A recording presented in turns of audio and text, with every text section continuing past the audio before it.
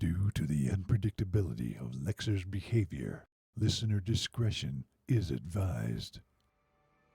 The VOT Network presents the Voices of Terminus Show with your hosts, Yarnilla, Lexer, and Joshua.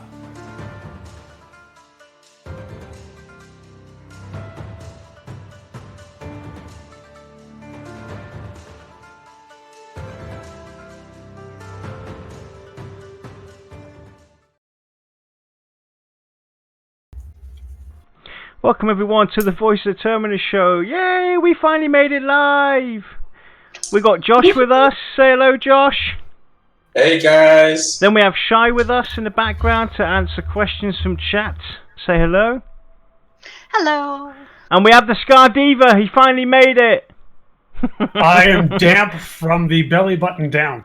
So Lex actually sent me an email, but I don't check my emails for these kind of messages. I always check Discord. So in Lex's defense, he did inform me that he's going to be late. So we'll let him off with a black eye or something like that. I was say, a mild spanking. Oh, you're like that. You're like that, wouldn't you? Maybe. So depends who's administering it. So today we're doing a player Q&A. And with us we have Grizzly Bear. So hello, Grizzly. Yay! Hello. So, do you guys want to kick it off, Lex? You want to go and start off the Q&A and get the show rolling? The pressure. Sure. So, Grizzly, besides being my #1 fan, which everybody knows, how about you give us a little bit of insight to your gaming background? Okay, this is the long one. I built my first gaming computer in the 90s, 1990 to be exact. And we were 5 people, 5 friends building computers. And after that we started to game 1 or twice a year. And in the between I played Might and Magic, Bard's Tale, those sort of games. Duke Nukem was a huge hit. That one we played mostly in LAN. Token Ring, for those old enough to understand what that is. And finally, Hidden and Dangerous came out. A World War II game. Really, really good. And that one we played a lot, over and over. And then I started in Anarchy Online. And then the MMO world opened up. Nice. See, I knew I liked Grizzly for a reason. And I kind of went all in. I played a lot. And tried EverQuest. Didn't really work for me then. And when Star Wars Galaxies came out, 2003 I think, I went all in that. But only for a year, as they kind of destroyed that game really good. Yeah, did a good job. And it became EverQuest 2. And I played that 24/7 for 8 years. With minor adventures in World of Warcraft, DDO, Star Wars Galaxies, and tried Vanguard. I didn't like it. And EverQuest I played until Star Wars The Old Republic came out. And I had a 2-year venture in Warhammer Online. The only decent PvP game ever made. That was really fun PvP wise. After they destroyed Star Wars, the Old Republic, I kind of doesn't have any favorites. I swing around ESO, Neverwinter, Path of Exile, Division, Guild Wars, Borderlands, yeah, almost anything. Well, that's more or less. And now I'm waiting for Pantheon to get out. Well, luckily, Pantheon is And nothing now like you're- Vanguard 2.0, so that's good. Well, I think a lot of reasons most people didn't like Pantheon, or sorry, not Pantheon, Vanguard. No.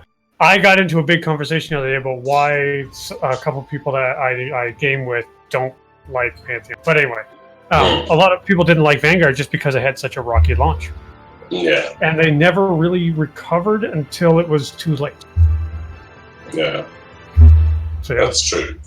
But it's kind of funny though, because I mean, I started with EverQuest, and then I went to Anarchy Online, and then I went to Warhammer, and then I went to WoW. I was like, I wouldn't be surprised there was more than a few games where I actually ran right by Grizzly.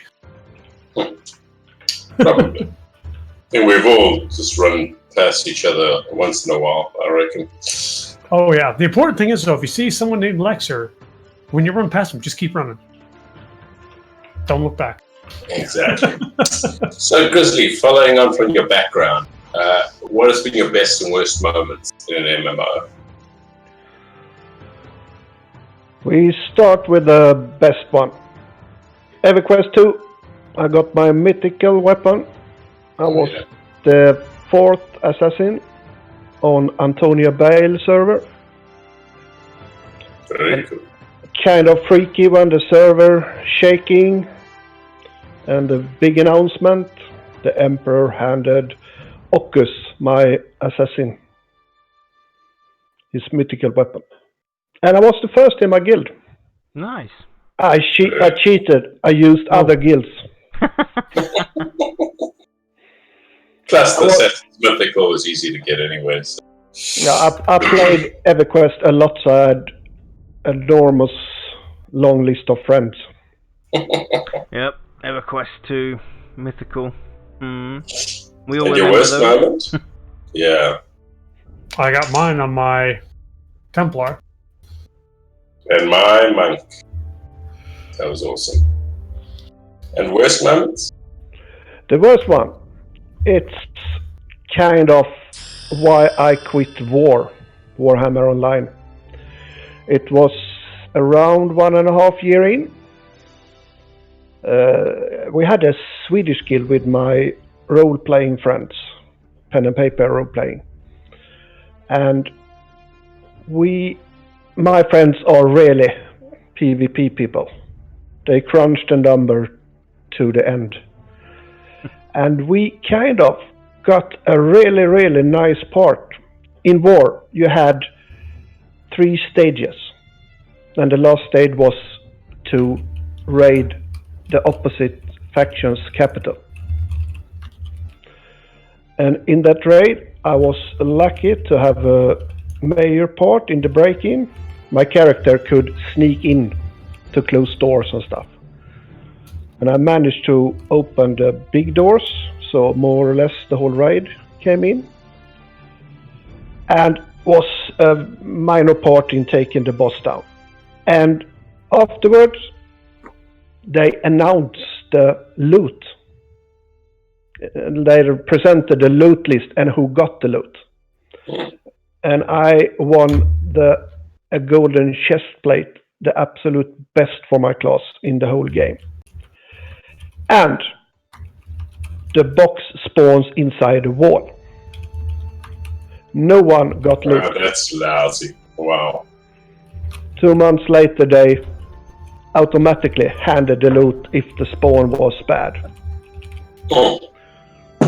And I think it was like 20, 30 persons, individuals I didn't know, that asked the game maker to hand me the chest plate. This race was huge. I think we was like around 200 on each side. Wow. It was massive raids. Like Dark Ages of Camelot style. Okay. But kind of siege and 3 people running around, and one of us states it's in the wall.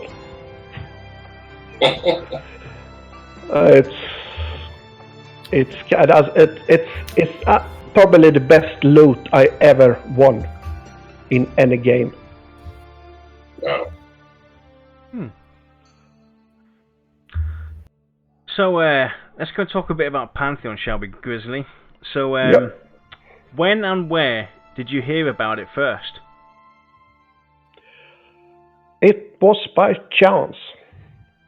I was looking on MMORPG.com and stumbled over a Pantheon article with Brad and checked the game out and kind of more or less I pledged the same day. Nice. Nice. And I started in the yellow section and kind of got into it. I was a bit more active. This was 2016.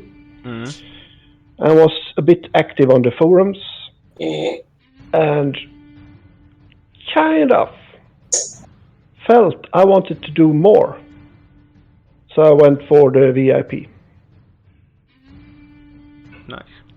Yeah, very nice. And that's more of, I usually buy games even if I don't play them all out because I like the style of the game or the company. If we don't buy the games, they stop doing them. Right. Yeah. You got to support the company Yep. that you feel is worth supporting. Which is why a lot of us don't support certain companies. Not going to get into that. Lex, stop trying to deviate from the... I got a feeling that Grizzly and I can agree on a couple of really bad ones. Yeah. Probably. So,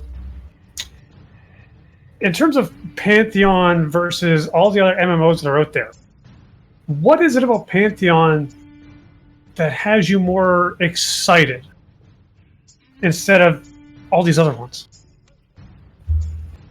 It's more or less Chris Perkins. His visions and the music. That's what I really, when I started to get my eyes on Chris, awesome. And then some of the roundtables and the discussions on Discord and on the VIP section in the forums, they really was reading the post we made. That was all new. Yeah. And after more, the whole VR team and the visions and the streams, it can't be bad. After those streams, it's I don't know. There's nothing like it.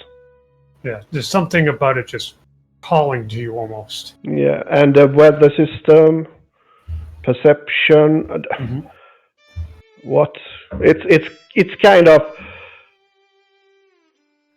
for the love of God, release. Please, for the love of God, just let me play it. I will seriously spend a lot of time in that game. Yeah, I think most of us that have our eye on Pantheon kind of feel the same way. In that respect, personally, I say take your time. I got things I have to do, so take your time. Yeah, we ain't quite there yet. I'm not getting anything done. We're not quite there where we need to be for when Pantheon comes out. Yeah, take your time, VR. Yeah, I'm not prepared. So let's shift to races for a minute here. Which out of all those races do you like the most? I kind of split on the Archai and the Gnomes, as they are totally different from anything else. Right. Since you mentioned Archai, I gotta ask for our good friend Boom. Do you think the Archai are surfers? You're taking Shy's... Now you're just being cheeky, selfish, and ignorant. You're taking away Shy's That's okay. moment, her 5 minutes of fame. You're taking that away from her. You know what? That's my trinity right there. Right, so when we go off there, Lex, Sorry. you're going to get I'll let him 25 get away with lashes. So, would you prefer that each race has its own starting city? One main city will all start together. On that point, I'm off the Evercast 2. Common starter place where you meet new people doing new characters. We are all noobs. We run around and spontaneously form groups. And when we have learned the ropes, we go to our home cities. But we are still friends. And we have a connection. If we have separate places for every race, I kind of have to know the people. By forum, Discord, something, to befriend them in game. The starter island on EverQuest was where I met 4 of the 6 people forming the guild we made. That's cool. Very cool. Yeah. There are definite benefits to the way EverQuest 2 did it. Not to say that that's the best way to do it or it's the worst way, but there are certain advantages. Definitely. As long as you get to meet people and it's exciting for everybody and you can form friendships that way. That's the important thing. So moving on to Pantheon classes. What class do you plan to start with at launch? Paladin, of course. Boo! But you can't though, because Lex is starting with that. The hell I am. I know Lex will have a secret account. Nope. I will have a secret character. Lex's account. Lex's account will be the only account where the selection of the class is just Paladin, Paladin, Paladin, Paladin, Paladin, Paladin, Paladin, Paladin, Paladin. You realize okay, even if say VR did that for a joke, because they obviously know my account name. The first thing I do is take a screenshot, post on Twitter, and be like, "What the hell?" No, I will have a secret character, but that character is going to be a bard. So, everybody. I would rather give myself a prostate exam with a cactus than play a paladin. I got the T-shirt. And someday I will collect them all and I will burn them. So, what structure in terms of leveling would you like your class to have? Would you like to have it be top-down, where you go through a more linear structure, or would you like to be able to branch out, or would you like to have some kind of flat leveling? Branching. 3 structure. always. Cool. And I kind of like not the structure they made, but the idea that Path of Exile has. That is a labyrinth. That is. But you can't get lost. It's like, oh wait, oh, 4 steps that way, and I get this on the way. It's awesome. So let's go and have a look at the Pantheon lore. So how important is lore to you in a game? For me personally, it's everything. I am a sucker of main quest, lore quest, the lore. And MMOs need it. It's get flat in a second. Otherwise. But I think World of Warcraft did it the wrong way. They kind of have expansions, but they doesn't say anything. The lore is gone. There is lore, but the red thread in it isn't there. Right. Yeah. And I hope VR will make it a slow journey. Yeah. Yeah, I'd have to agree, especially with the WoW. Your opinion on WoW, because when it first started, the lore was very thick, very rich, and it got to a point where they're just like, "Oh, there's a big bad dragon who's awake and did bad stuff. Go kill him." Yeah. It's like, oh my god, whoopee. Continuing on with lore, do you think that lore should kind of impact the game's playability? As an example, do you think, say, a story arc for your character, steeped in lore, should guide you towards the perceived end game? It should not be the main leading way, but a big part. And it could be that it's pointing in directions, and it could be with misleading directions. So I have to go back and search for more lore. Ask other players, and so on. But definitely lore should play a big part. Not huge, but big. That's my... I really like the idea of perhaps some lore being a little, like a lore in the game being a little misleading. Yeah. Not blatantly like, oh, it's to the right when it was to the left, kind of thing. It more of just a little bit of vagueness here and there, to where you get to fill in the blank.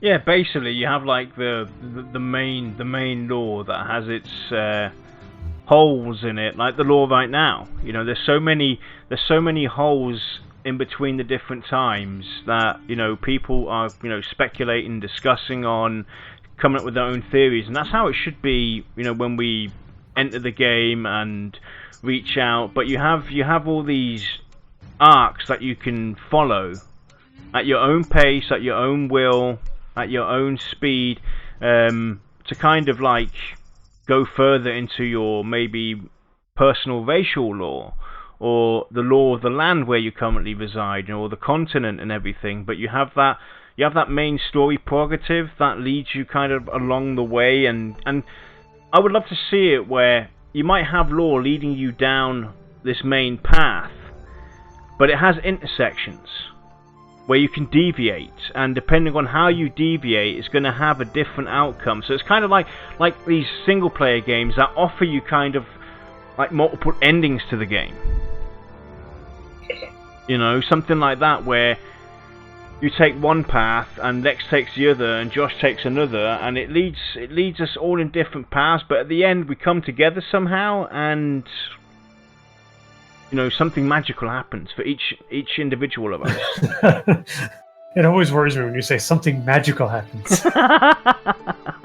If It's like, they oh, can God. solve that, if they solve that huge obstacle, I would love it. Oh, Yeah. And it will make Pantheon really unique. It would, especially if they would actually say you do have a little bit of decision, like a little bit of wiggle room in your personal store, which obviously would have to do with some more. And your decision actually genuinely matter. Whereas almost every game to date has been like, oh, your decisions absolutely matter. No, they don't. It's like, the best example for me to bring it in would be you have your evil classes or your evil races, you have your good races. But personally, lore-wise, my conscience can shift. So I might be a goody two-shoes at one moment, but I can turn around and decide to be a complete and utter douchebag, and that will impact how the game perceives me going forward with quests and welcomeness within the lands that I'm running through. But it's not going to impact me so much that I can't follow up or carry on with this quest line, because hey, I've got goody two-shoes Joshua next to me who can take on this quest, and I can join him on this adventure. Even though I'm being a douchebag, I still get the rewards and perks from doing it. I might not get as much of the perks as he's getting and the reputation, but I'm gradually building myself back up. So it's kind of like you're shifting the way you interact as your class, as your character. Because if you look at movies, for instance, look at Al Pacino. Al Pacino's the prime example for how this should work. Al Pacino can be such a loving guy in one moment and turn into an evil SOB in the next with a blink of an eye.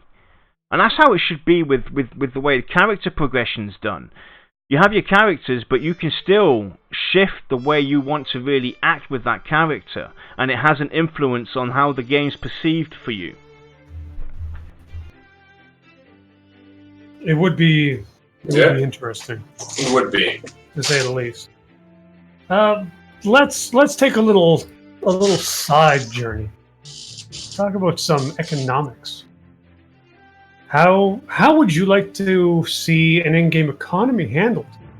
I mean, do you prefer, say, like an auction house a la WoW, or maybe city-based auction houses, or do you prefer like the old school EC tunnel from EverQuest, where you just shout it to the world? I think a modern MMO need a global. It must be a global. But you could restrict it. If you buy from a different country, town, city, it takes time for your items to arrive. And there are tolls, taxes, so it costs more. But you can buy it. And it comes 3 days later. So you have to plan. Or you shout in your area and ask for a crafter to make it. If you are in a hurry. I kind of like that in a living real life society. Mm-hmm. And in a global, you kind of need to check all the prices. And no one in your home city can hug somewheres. After a while, people kind of buy everything of a certain type that is sought after, raises the price, and put it out 1 minute later at the double price.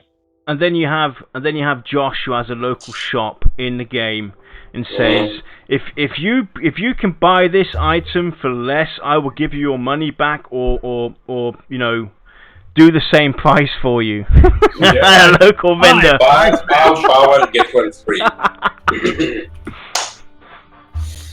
You all heard it here. Josh price matches. Just show him a copy of the ad, or he'll take competitor coupons. I like that idea. To be completely honest with you, Grizzly, because if you're at like your home city, obviously you're going to get stuff a little faster because everything you have, you know, all of your connections and your personal hookups are going to be there. But if you're visiting another town and you get something, well, things will be a little slower. I don't know what the right number would be for that to feel appropriately, but like taxes on it, and I'm down with that. Lex, I'll do you one better, mate. Now let's say the only race that can really trade, right, that offer trading to all the races were the gnomes, right? We know they have this airship. What happens if that airship basically rotated around Terminus? And that was basically, you know, that was the trading, you know, the main trading post, the only place you could basically trade, and it goes around Terminus. That would be a very simple way to explain and bring actually global trading and global auction housing into the game without people being pretty upset about it.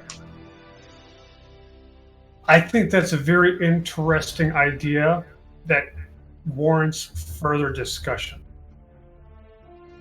Because there's a lot more implications to that than just this is how we get a global auction house system.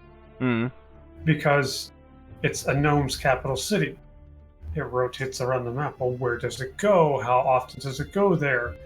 You know, how does this impact a gnome player? But it's certainly an interesting idea. I'm not against it. I mean, we'll have to explore that. Yeah. You should make a note. Make a note. Yeah. That's Right. I've got like 50 different ideas going through my head now. Thanks a lot. But we'll get back on track and we'll head on over to trade skilling questions. Yeah, so if you are... Is it you or is it me? Are you green? I'm green with envy that Lex gets to go first. I'm the only green one here! For those at home listening, we use a color code system for our scripts. Not because I'm late, but because I never read the script. I'm usually sitting here going, what am I supposed to ask? So yeah. But we'll continue on. No one needs to appear behind the curtain. No. Mr. Grizzly, what purpose do you think, or to what extent should crafting serve in an MMO? And more specifically, where should it be for Pantheon? For me personally, it should be as big as the main game. It should be a second game in the game. With everything. Mm-hmm. Like, crap, I need to go to the ogres to get this made. I can only do this in their sacred shop. So I have to travel there. Find a crafter that wants to work with me to make a big, really good item. That kind of stuff.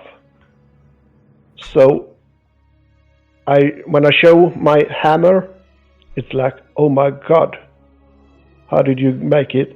I found a friend. And so on. And other crafters know how much work it goes into it. But I really want it to be big. I am a huge crafter. I do everything. Good. Guess who's going on my crafter list? Exactly. I need something. I'm going to Grizzly. Nice. Crafting seems to be quite singular in its approach, Grizzly. So, yeah, you get to do it on your own. Do you think this is the best approach, though, in MMOs these days, with new technologies, etc.? Do you think it needs to change at any point? I think it should be somewhat in a group form. Say like 3 carpenters working together. It should get a bit better, takes less time. Better quality, maybe? Yeah. And I don't know if they going for it, but they have listened to people that have said that there should be different tires on iron. Worse, better, worse. And kind of when we go out scavenging, we really could look for to find stuff. It would be great to have it where you're in a crafting, I'll call it instant zone, whatever, or the crafting area. Now you form a group, and if we could have like a tag, let's say for instance now you form a group and you could put tags towards it. Adventuring, crafting, gathering. Depending on what you're tagged, that opens up a new group feature. So if we got it set on crafting and we're like 3 carpenters or 4 carpenters or whatever, and we're all at this workbench, and basically the tasks, one of the group picks up the tasks and it says, craft, 50 planks. So now you've got these 3-4 people doing these 50 planks. Now obviously it's going to go faster, but they could offer also a bigger reward for the group doing it. Or if you're doing personalized items, for instance, you have like you've got your own recipes and you're building this chess piece or this let's say we're building this workbench, this desk for somebody's house. Now, depending on how intense they want to go, you could have different, this desk consists out of 5 pieces. Now you can have either, the people take on different parts of this piece, the side legs, the top, the engravings or whatever, or you could have it where, you keep it simple, where you create this desk. Now, instead of creating 1, because you've got like 4 people in there, you might get 2 or 3 out of it. Kind of like something like that to reward the people for doing a group element, for linking up together. And it's the same with gathering as well. If you have more people in your group gathering, then it gets split evenly amongst the group, but there's a group bonus as well. So instead of picking up 2 or 3 iron or wood, you would pick up maybe 10 or 12 wood that is split evenly amongst these 3-4 people, meaning each gets like 4 or 5 wood. Something like that. Yeah, that's exactly what I'm after. Exactly. So following on that, would you like to see open world housing instance or a mix of both? I've played a lot of games. Open world housing was done in Star Wars Galaxies. And if you play that a year or 2 into the game, it was ridiculous. There was cubicles, houses everywhere. Absolutely everywhere. So I don't think houses should be open world. More of open instances. But I would like guild houses to be open world. And so guilds could build up to be able to have a open world guild house. But it have to be kind of magical, as it kind of need to be a small one, but really big on the inside. TARDIS is for everybody. TARDIS, here we come.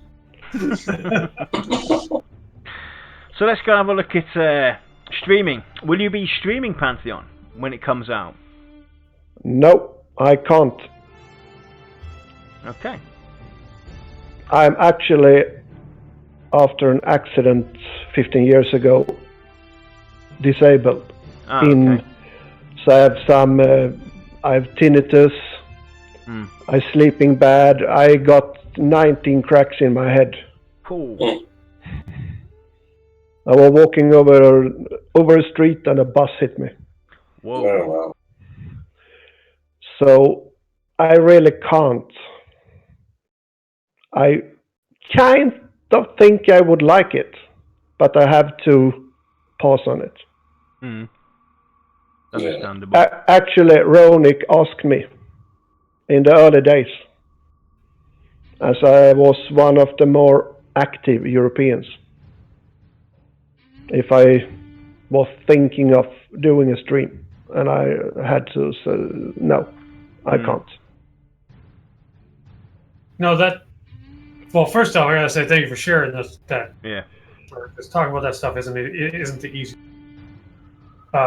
Also, I kind of understand because you're a tank player because you're gonna be playing a paladin. For some reason, I can just picture you screaming at a bus coming at you, and you get like this thing from the movie Hancock where he just stands there and it hits him, and it just explodes all around him. You just walk away and be like, "I've tanked harder." Yeah. Actually, if I was streaming, I would probably say some things I'd only think. But for the love of God, are you really stupid? You can't go there. How thick are you? And oops, I'm streaming. Sorry.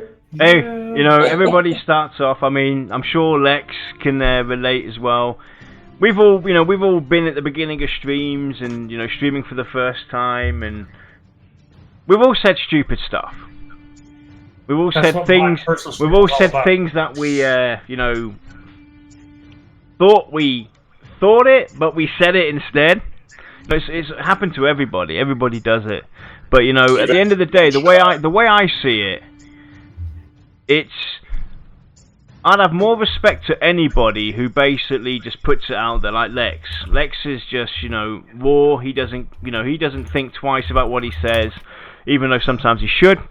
But I respect that more because that's a more honest person. I trust Lex blindly over anybody who always constantly tries to think about what he's going to say. Don't think it, just say it. I'll say it first and go, I probably could have worded that better. Exactly. So here's the thing. Like when I first started streaming, it's very hard to do. A lot of people think you're just sitting there playing a video game. No, you're playing a video game while interacting with people, reading chat. You're multitasking like crazy. But like when I was streaming and then started doing the show, because I had a tendency to say things before I thought it through, I used to have people that would come to my stream to chew me out over something I'd say on the show. And because this is a family-esque PG-13 show, I watch my language. I guess, maybe. We have to disclaim at the very beginning, listener discretion is advised. Right, but still. I try to watch my language on the show. My personal stream, I would curse worse than a sailor. And it got to the point where someone came to my stream to chew me out over something I said on the show, and I was like, listen here, bleep, bleep, bleep, bleep, bleep. You're in my house now. And I went off on that person for a good 15 minutes, and they never showed up again, and I never banned them either. I was like, come on back whenever you want to feel like garbage, because I'll help you. So let's go in. No, it's not easy, so... All right, let's go in. I don't fault anyone for not wanting to do it. Let's go move on to some Pantheon design topics. So, how do you think Pantheon should evolve over time? Meaning, would you like to see cities expand themselves, or villages, or the world have certain events that kind of actually visually resemble a change, something that's really happened that impacts everybody in the game? So, for instance, you have a village outside of Thronefast that is, you know, it starts off as a wooden village, a few huts there, but due to events that have happened or the faction being influenced by the players itself, that village now has a stone wall. It's starting to have stone houses. It's starting to have its own flow of, you know, self-maintaining itself. So they have like farms there now. They don't have to go and be supplied as much from Thronefast anymore. Would you like to see things like that happen, where you actually see the world be impacted by what we do as players?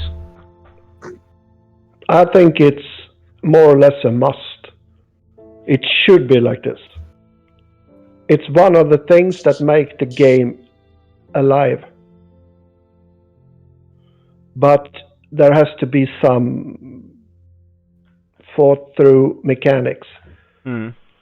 A low populated server can't have their world falling apart. But it should be possible for, say, like a guild. I think this weekend we go and help this village, and the whole guild just mass over and do tasks and get some tribute, like guild factions and such. Actually, why couldn't there be a server that has a, you know, low capacity? That's where you could send all the bad people.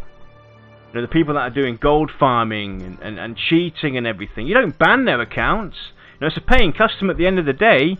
So you just stick them on a server where the world's decayed. You know, Thronefast is abandoned. And everybody's forced to PvP. Exactly. There you have it. Problem solved. Actually, we had a thread about it, or on Discord, I don't remember, but we kind of reasoned through having a prison server where VR put all the bad behaving people, just chuck them over, and they should play themselves out of it. Yeah.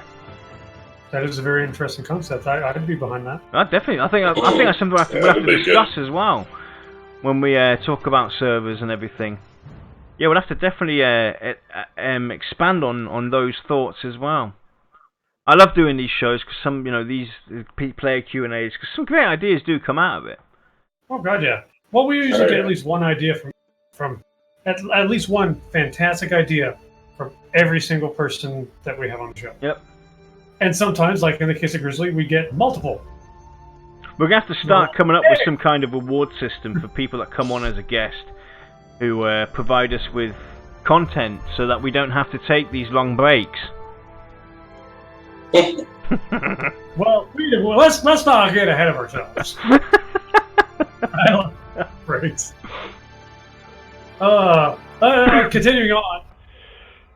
Do you feel that like Pantheon should reuse old areas, or maybe even revamp old zones in new expansions, or is it almost a necessity to build new zones with each expansion?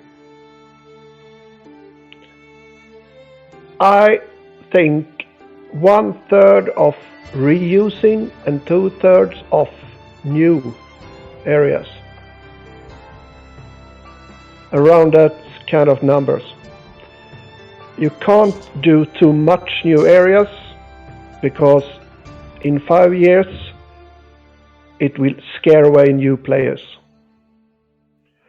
So the world can't be too big, but still be big. And reuse could be really good if we think of the question before. What if we could reopen stuff by building up a fort? That makes the area behind the fort accessible.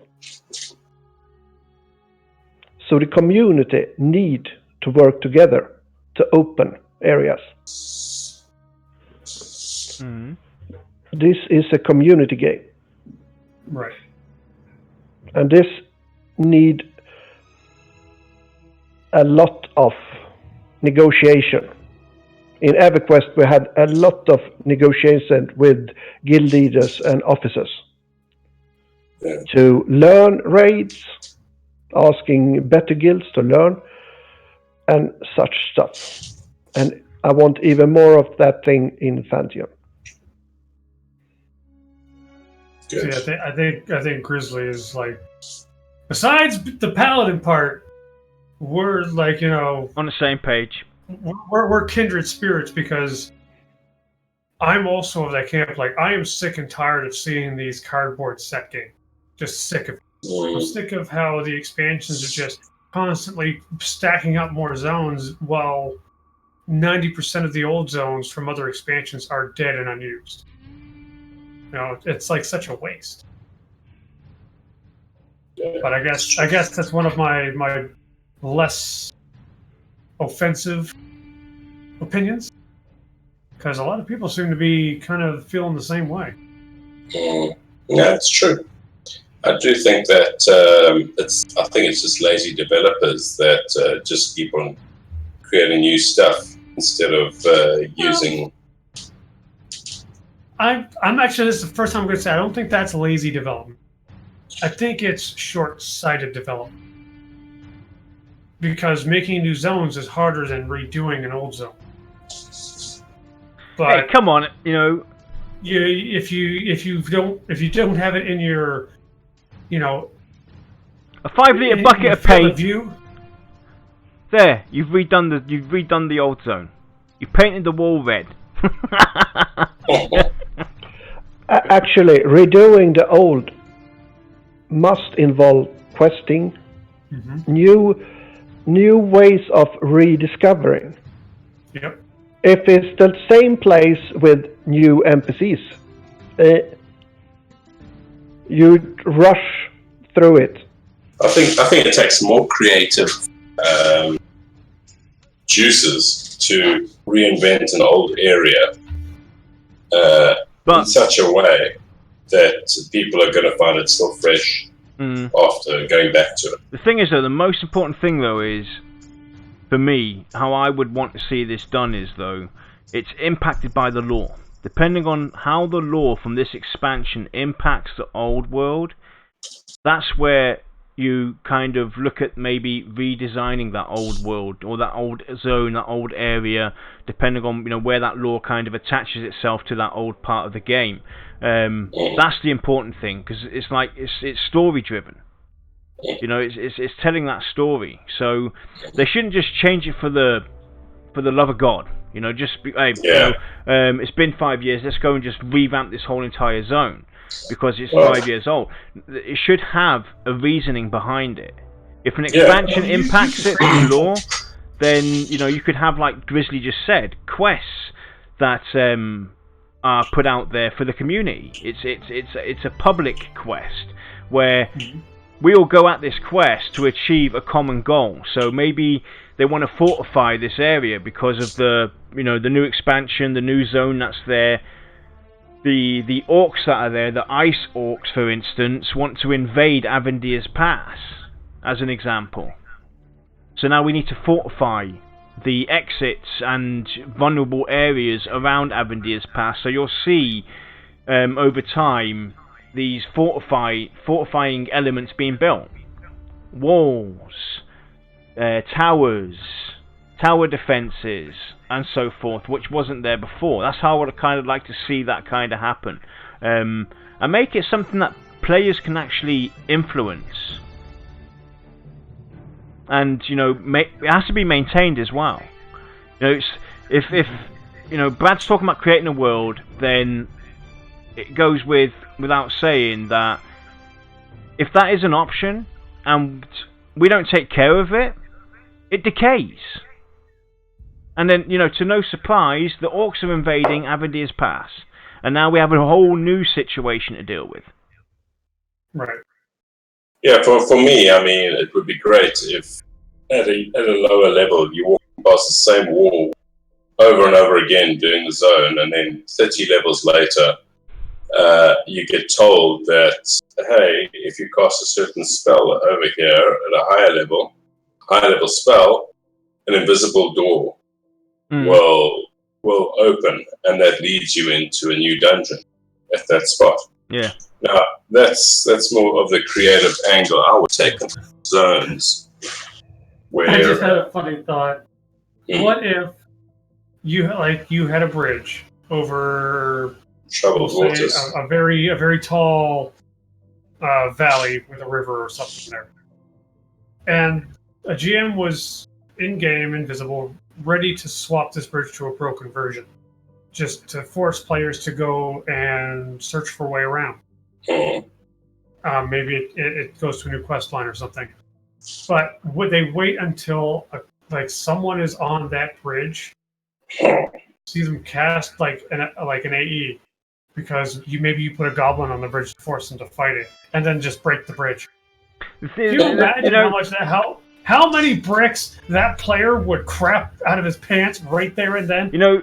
I would love to see something like that, but I think the majority of people would have a problem with it if things like that did happen in the world, where all of a sudden this bridge is now broken, you can't cross it anymore. Now you've got to find a way around. Normally you would go across that bridge, turn left, go through a little parchment of woods so you see an opening, and that's where where you have to go and do your quest or kill the NPC or whatever. I think the majority of people would be very annoyed if if all of a sudden this bridge to cross is gone and now you've got to walk miles around to get across. I would love it though. Would it annoy the hell out of me? Yes, but it's kind of like it's a living, breathing game. Where it's not going to be so drastic as, it goes from just cross this bridge to going 30 minutes of playtime out of my way to get to the other side of where that bridge is. It would be maybe 3 minutes out of the way. Maybe you just walk along the ledge, and there's just a plank that you have to walk straight across. Or the GM gets rid of that bridge, that guy falls, dies, shits himself, whatever. He dies. Has to re-roll a new character. But the GM also now implements eagles flying, across this bridge. And you have to kind of jump and grab the eagle's legs to get drawn across. So it's like it's a 50-50 chance you're going to actually, make it. So he's added a fun element into it now. So he's still offering you a way to get there across, swiftly, with a little bit of risk. Or you can go and take the easy, the more safer route and go and, walk the longer way around. So it's a come and give, It's one of those things where it's like, if it happened, it would have to be done right. It couldn't just be thrown together. Yeah. Because it can't be such an inconvenience that players hate it. But it opens up a lot of things now. I mean, you can put a quest NPC walking along the ledge of that valley who starts you on another journey for the time being. Maybe it starts a new quest that's a public quest to rebuild the bridge. So now your crafters have to gather materials. Exactly. And such. And it's such a small change, but it goes a long way. Exactly. You could have that's one version, or you could have the reward therefore now is a slightly better, because there's a longer risk, or it takes longer to get to where you're going, so the reward's better. And I think having things like that happen in the world, where it's not gonna affect so much the main prerogative of what Pantheon is about, your main goal, your main structure of the game. Like having NPCs disappear. You've got to go and find this NPC and kill him. Well, he's not there anymore. He's out. You're chasing him for months. He used to be there every day. He's not there anymore. Now you've got to go and find him. Would I hate it? Yeah. Or just move him, but leave traces or a breadcrumbs to kind of leave the player there. Exactly. Because it would give a player the feeling of they're figuring out a problem. Because And- we've all forgotten to do that. Right. Even if it's just instead of being in the house now, he's in the back garden or something. Yeah. You know, it's Minor something changes where with- it's a small problem, and it's a small motivation boost to the player because you're like, oh no, what's going on? And it's like, oh hey, I found it. I figured it And out. plus this helps with the people, the bullies in chat. You know, when people come along and ask simple questions or questions that have been answered thousands of times, when people get chewed a new one, it helps with that as well, because the guy might have moved, the guy might have wandered off somewhere, or you know the bridge is broken, it has to be repaired now. So you know there's going to be less frequent ripping people apart because they're asking simple questions. That'll be a good question for Grizzly. What do you think of that whole mentality of people where someone asks a simple question and all they get is negative responses like, oh, just use Google.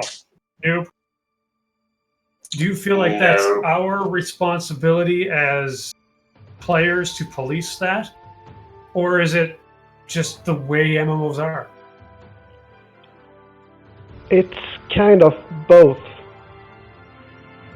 I tell people to just put them on ignore and keep asking. And when you get rude or silly answers, put them on ignore. And then you have a world chat with decent people.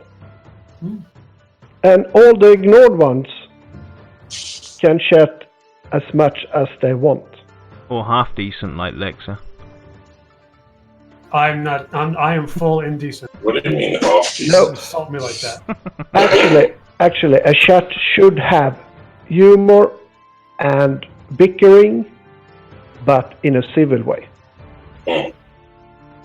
There's always room for arguments and heated discussion, as long as you're not being a gigantic baby. Hey, just look at the VOT show. No, I don't want to. So, Grizzly, what do you think of locked areas, and again, that can be only open through the types of keys? So is that something that's beneficial to the gamer or not? For Pantheon, I think it's a good thing. They have the mechanics.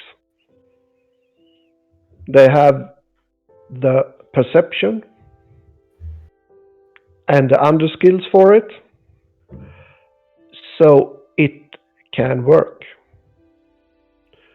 So, crap. How do we get that part? And it should be some kind of small patterns with a random, so you can't go out and look for it. You actually have to train your perception to be able to see it. Yeah. Small things like that, not ridiculous raid puzzles. I hate those. Amen. Oh. Keys to open worlds, yeah. Right. Small things, yes, but finding stuff to advance in any way. Open new places, open quests, anything. It's all about looking. But if it's a pattern, a key, a word, an NPC, as long as we need to make some effort and we feel like we're actually doing something. Not, go over there and talk to him and, oh shit, it's night and it's only here daytime. Oh, I play an alt. No. Is shit PG-13? Actually, technically it is. It is. Hey, I told you! That's one of the reasons I can't stream. I was messing with you, buddy. Lexa said worse. Oh yeah. I said it worse when I rolled out of bed this morning. No, but really, it really should be exploring, finding. Mm-hmm. The part where what I like is I found a key. Where the hell does this key lead? Chat. Hey, this one dropped the key. Has anyone? I think a guild of mine might, but I think he put it in the bank and forgot it. And I have a key. Should we form a group and search together? Yeah. This kind of stuff. Cool. So we're coming to the end almost. We're 3 questions away. Actually, yeah, 3 questions away from the most important one anyway. But which class and race is your least favorite? And if you had to choose to play one of them, which would you pick and why?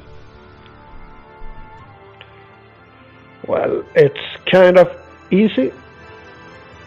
I don't think I would like the mirror race. Hey, you're treading on thin water there, matey. I don't like the underwater thingy. That's not my play style. And Mirror's your night. I don't play casters. I really suck. As a healer, I don't have the presence to really be good at it. Yeah. In a group, fine, but in a raid, whole new level. And any spellcaster is too weak for me. I am more or less 100% melee player. So kiting, I never do. And as a wizard, you kind of have to kite a lot. Oh shit, my mana! Run. So I'm out of mana. Save me, Jesus! Exactly. But I could see myself possibly playing a mere summoner. Pet classes, I can do. I don't like them, but I can do them. And now Shy writes in chat, I knew I liked you, Grizzly. No, I'm starting to rethink it because he said he doesn't like summoners much. I don't like casters, but I like summoners. He didn't say that. He said he would likely play a mere summoner.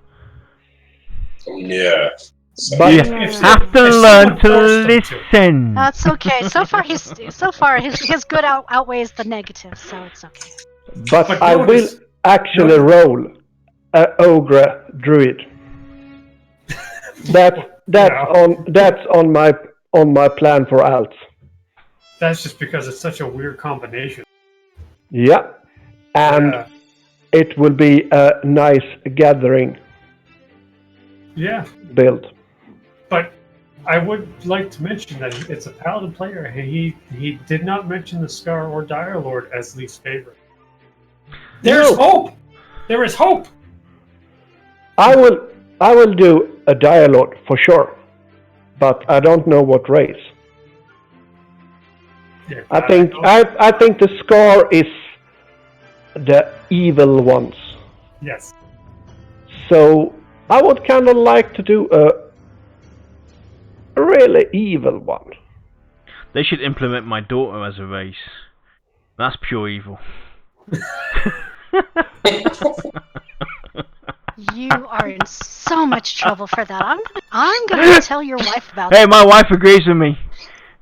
We live with Satan. Trust me. Oh. She's got a mind of her own. Well, since you say she's pure evil, I swear to God, she's not mine.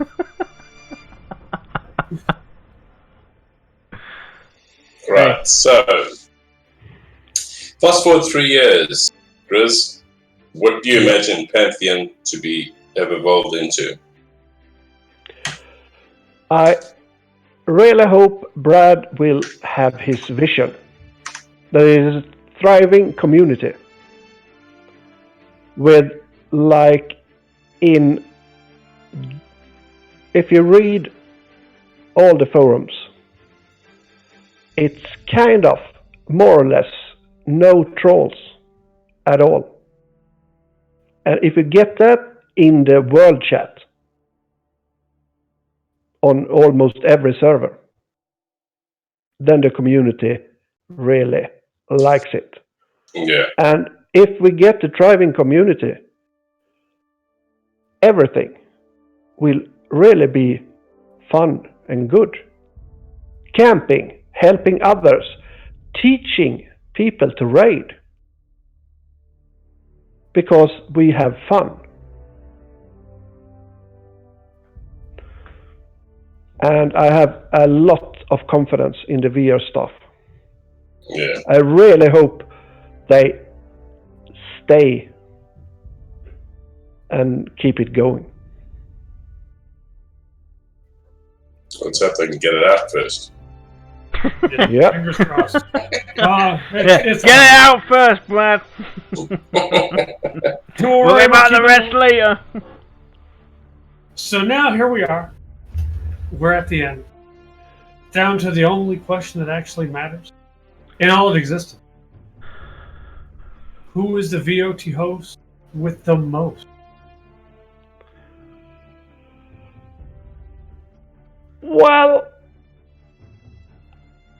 I kind of know that you, Lex, think I will kind of pick you. I honestly don't think you will.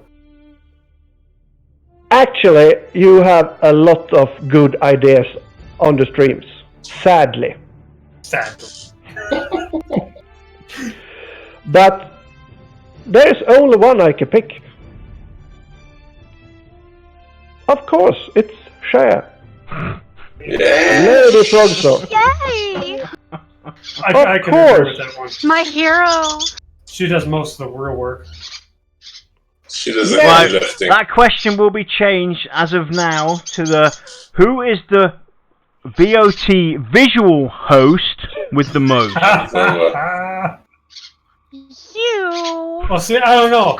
It's starting to feel. It kind of feels like I'm a close second to that. So if you change it, it'd just be one more vote for me. So, Shai, do we have any questions? Yeah, why am I even here? That is my question. God, you people. Am I including this question Yes. that Lex stole from me? Yes. Yes. All right. Somebody would Boomtap Live would like to know. Do you think that the Archai are surfers?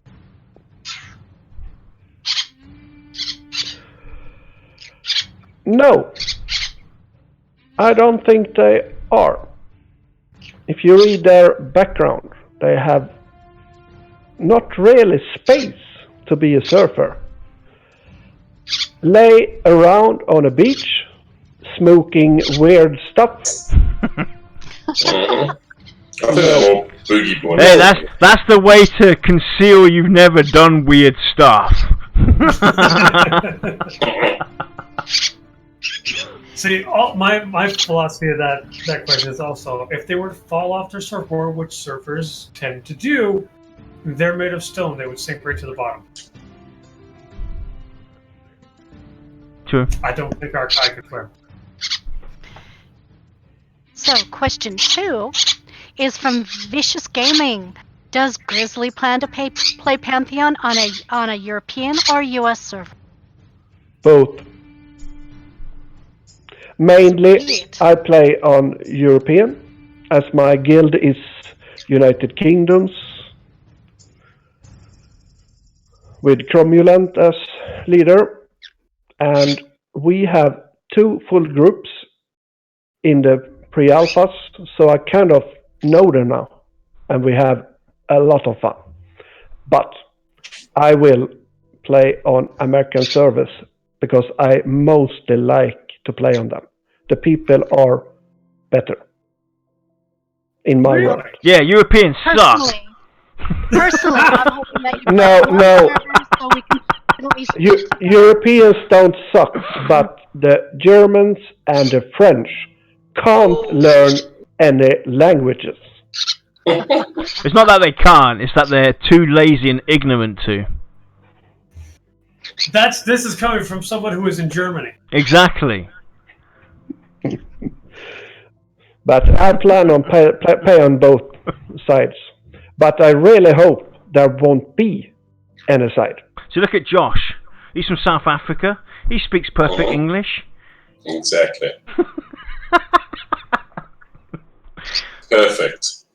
Good English. Good day, mate. Good English. don't even. Good day, mate. Oh God, you guys. Anyway, that concludes the show here. Grizzly, it was a blast having you on. Thanks for doing this. It was a long time in the works. Finally glad that we got to get this going. And thanks for a few show ideas that I'm going to jot down as soon as we end this, so that we can plan September and get those shows rolling. Next week, two things are either going to happen. We're going to talk about one of the shows that we came up with today, or a show that I posted on Twitter, a discussion that I would like to bring up about game design when you're designing expansions and changes to the game. Either that discussion will be up, or if I do have anything to report or to bring to the community when I go down to the Pantheon on Thursday, we'll do a show on that, depending on if there's enough material for me to do at least a good half an hour, 45-minute show or something. So either one of the two is going to happen. Either I'll talk about the Pantheon and have something maybe to share with everybody, or we'll do one of our discussions.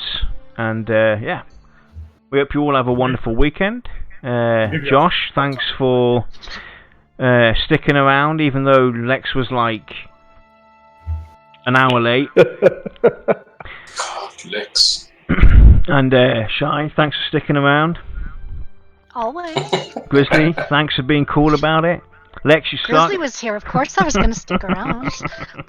I want to thank everyone, the whole VOT team and the people hanging around.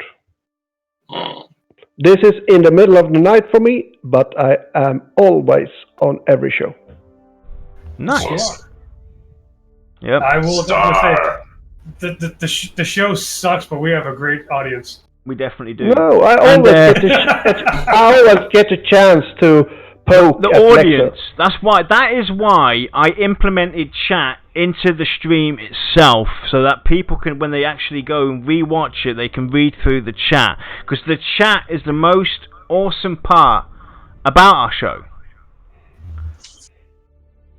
Give me a sec.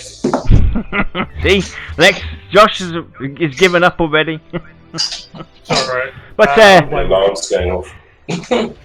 we'll have to see if we can get, Catharsis is 22, has been around for a long time as well.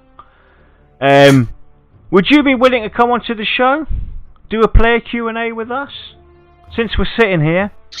Even if it says no, too bad. Exactly.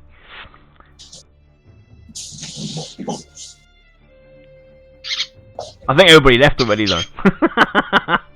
we're just entertaining ourselves now. That's right. Well, your typing isn't. And hey, it's not. No matter what, it's going to be better than Yarns. It definitely, it's going to be better than mine anyway. So you can't go wrong. Yeah. But if anybody in chat that is a regular who we've overseen and would love to come on, or somebody new in chat would like to come on, reach out to us via Discord, Twitter, here in Twitch and everything. Just hit us up. Our calendar is open. Just know there's a few things you need to know. We stream Saturdays at 6 PM Eastern. Roughly. Roughly, plus minus half an hour. Every Saturday, September all the way through to December is mostly open. I have 2 dates that are fixed already. They're already booked. But, if you're open, reach out to us and let us know, and we'll set up an interview. And that goes for guilds as well. If there's a guild out there that wants to put themselves on the spotlight and talk about themselves, promote themselves, or have something interesting coming up or whatever, reach out to us. Heck, if you're a guild, you can just come on the show and be like, "My guild loves Lex." We hate yarn. Anyway, have a great weekend. Yeah, And we'll enjoy see the you rest, all guys. next weekend, next Saturday. Take care, everyone. Take care, guys. Bye. Bye.